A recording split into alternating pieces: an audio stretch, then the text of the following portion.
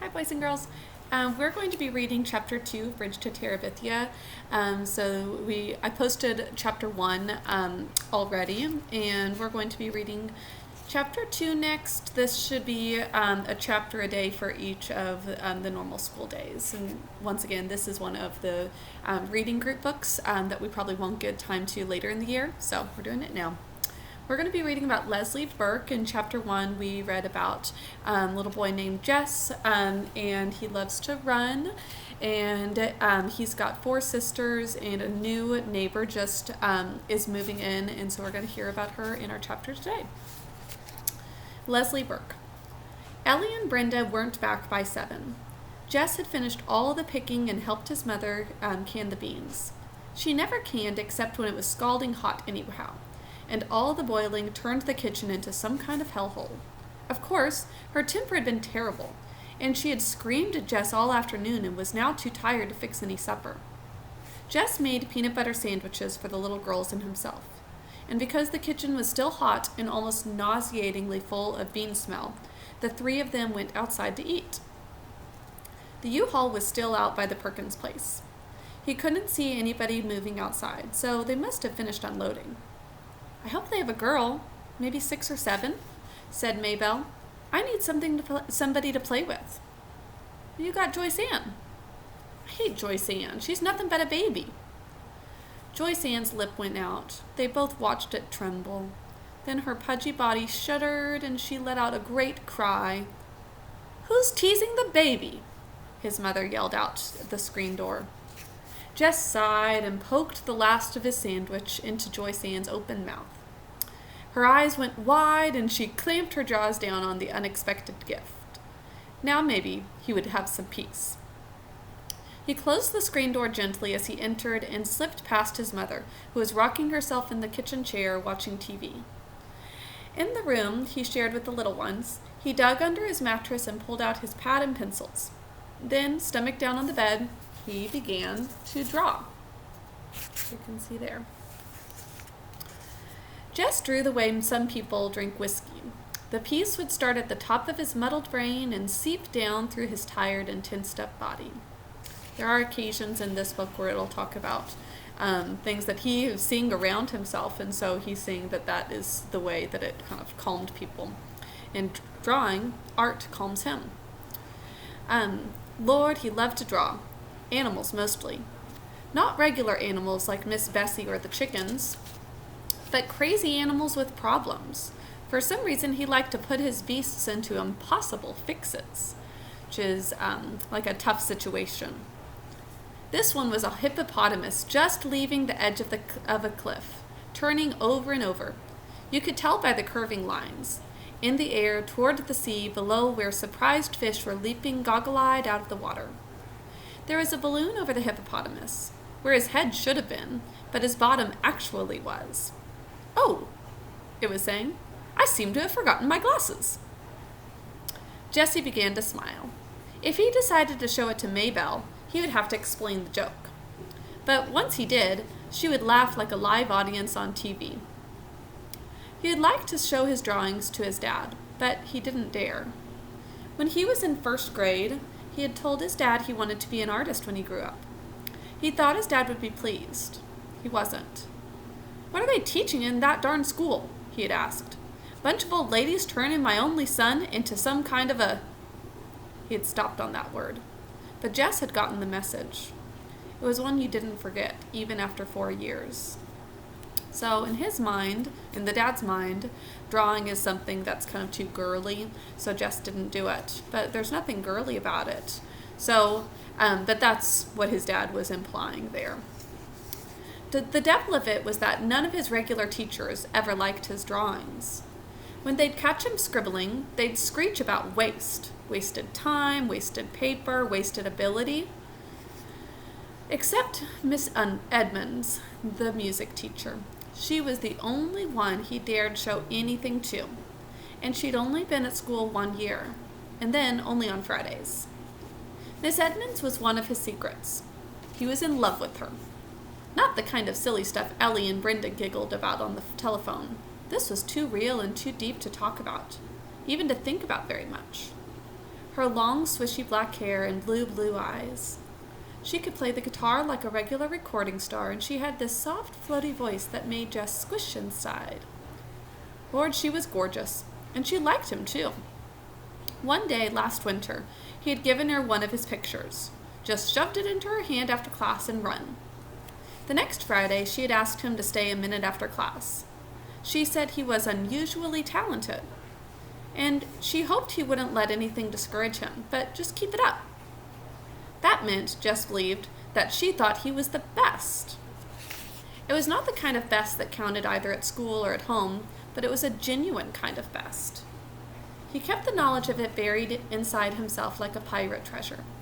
He was rich, very rich. But no one could know about it for now except his fellow outlaw, Julia Edmonds. Sounds like some kind of hippie, his mother had said when Brenda, who had been in 7th grade last year, described Miss Edmonds to her. She probably was. Jess wouldn't argue that. But he saw her as a beautiful wild creature who had been caught for a moment in that dirty old cage of a schoolhouse. Perhaps by mistake. But he hoped, he prayed, she'd never get loose and fly away. He managed to endure the whole boring week of school for that 1 half hour on Friday afternoons when they'd sit on the worn-out rug on the floor of the teacher's room. There was no place else in the building for Miss Edmonds to spread out all of her stuff. And sing songs like, "My Beautiful Balloon," "This Land is Your Land," "Free to Be You and Me," "Blowing in the Wind," and because Mr. Turner, the principal, insisted, "God Bless America." Miss Edmonds would play her guitar and let the kids take turns on the auto harp, the triangles, the cymbals, tambourines, and bongo drum. Lord, could they ever make a racket! All the teachers hated Fridays, and a lot of the kids pretended to. But Jess knew what fakes they were, sniffing hippie and peacenik, even though the Vietnam War was over and it was supposed to be okay again to like peace. The kids would make fun of Miss Edmonds' lack of lipstick or the cut of her jeans. She was, of course, the only female teacher anyone had ever seen in Lark Creek Elementary wearing pants. This was written several decades ago, and so it was much more unusual for that. In Washington and its fancy suburbs, even in Millsburg, that was okay, but Lark Creek was the backwash of fashion. It took them a long time to accept what everyone could see by their TVs was okay anywhere else. So the students of Lark Creek Elementary sat at their desks all Friday, their hearts thumping with anticipation as they listened to the joyful pandemonium pouring out from the teacher's room, spent their allotted half hours with Miss Edmonds under the spell of her wild beauty and in the snare of her enthusiasms, and then went out and pretended that they couldn't be suckered in by some hippie in tight jeans with makeup all over her eyes, but none on her mouth. I'm going to pause here for a second and remember when this book was written. Yep, I thought it was the 70s, 1972. So that has been almost 50 years. Okay, so Jess just kept his mouth shut. It wouldn't help to try to defend Miss Edmonds against their unjust and hypocritical attacks. Besides, she was beyond such stupid behavior. It couldn't touch her. But whenever possible, he stole a few minutes on Friday just to stand close to her and hear her voice, soft and smooth as suede, assuring him that he was a neat kid. We're alike, Jess would tell himself, me and Miss Edmonds. Beautiful Julia. The syllables rolled through his head like a ripple of guitar chords. We don't belong at Lark Creek, Julia and me. We're the proverbial diamond in the rough. She'd said to him once, touching his nose lightly with the tip of her electrifying finger. But it was she who was the diamond, sparkling out of that muddy, grassless, dirty brick setting. Jessie! Jess shoved the pad and pencils under his mattress and lay down flat, his heart thumping against the quilt. His mother was at the door. You milk yet? He jumped off the bed. Just going to. He dodged around her and out, grabbing the pail from beside the sink and the stool from beside the door, before she could ask him what he had been up to. Lights were winking out from all 3 floors of the old Perkins place. It was nearly dark. Miss Bessie's bag was tight, and she was fidgeting with discomfort. She should have been milked a couple of hours ago. He eased himself onto the stool and began to tug, The warm milk pinged into the pail.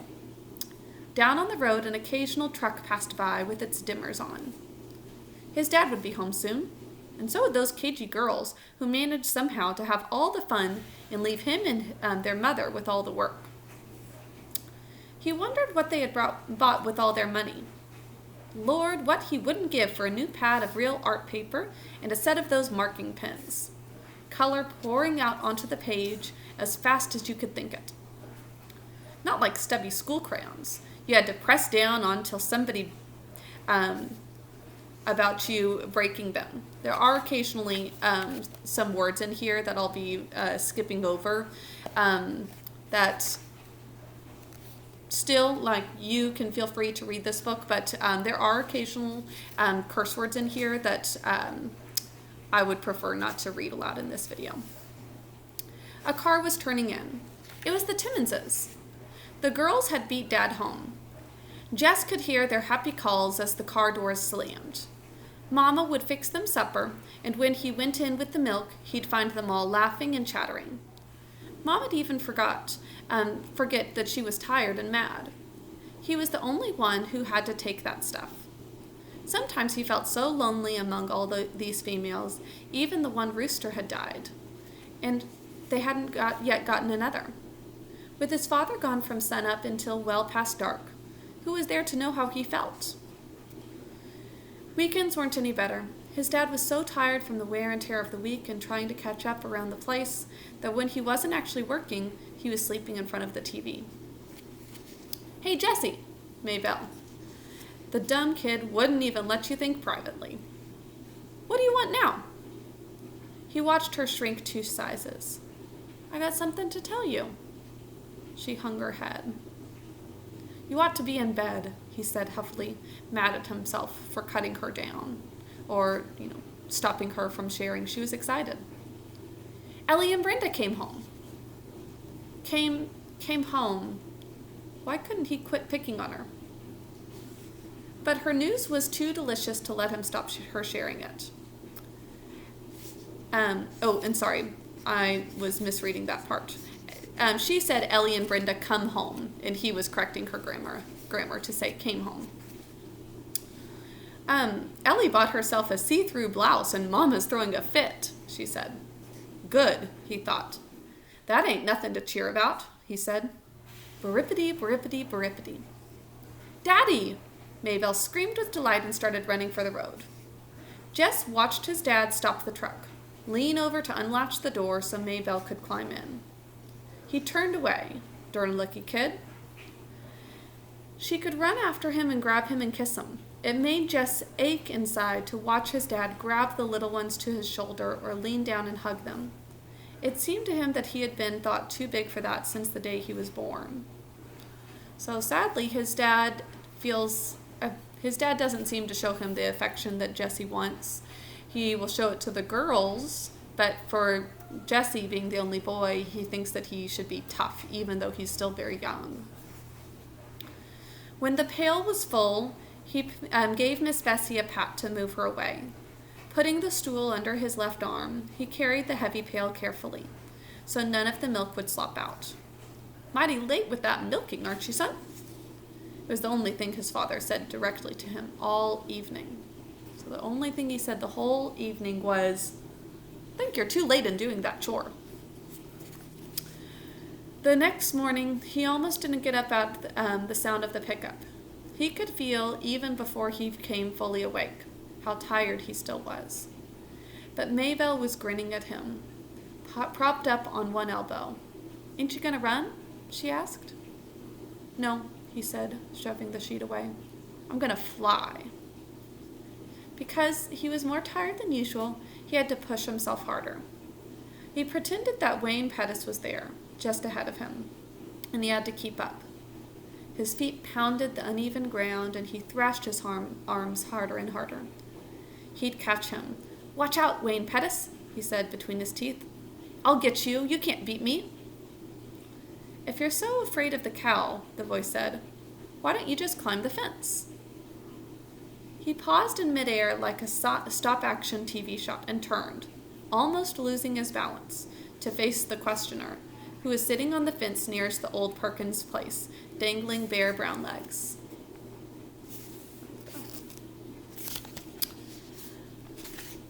The person had jaggedy brown hair cut close to its face and wore one of those blue undershirt-like tops with faded jeans cut off above the knees. He couldn't honestly tell if it was a girl or a boy. "Hi," he or she said, jerking his or her head toward the Perkins place. "We just moved in." Jess stood where he was, staring. The person slid off the fence and came toward him. Again, this is the look of, can't quite tell yet, boy or girl, has very short hair. "We just moved in," he or she said. Jess stood where he was, staring. The person slid off the fence and came toward him. "I thought we might as well be friends," it said. "There's no one else close by." Girl, he decided. Definitely a girl, but he couldn't have said why he was suddenly sure. She was about his height, not quite though. He was pleased to realize as she came nearer. "My name's Leslie Burke." She even had one of those dumb names that could go either way, but he was sure now that he was right. "What's the matter?" "Huh? Is something else the matter?" "Yeah, no." He pointed his thumb in the direction of his own house and then wiped his hair off his forehead. "Just errands." Too bad Maybelle's girl came in the wrong size. "Well, well," he nodded at her. "See you." He turned toward the house. No use trying to run any more this morning. Might as well milk Miss Bessie and get that out of the way. "Hey!" Leslie was standing in the middle of the cow field, her head tilted and her hands on her hips. "Where are you going?" "I got work to do," he called back over his shoulder. When he came out later with the pail and stool, she was gone. Okay, so that's the end of chapter 2. Tomorrow's chapter is The Fastest Kid in the 5th Grade. So I will see you all later.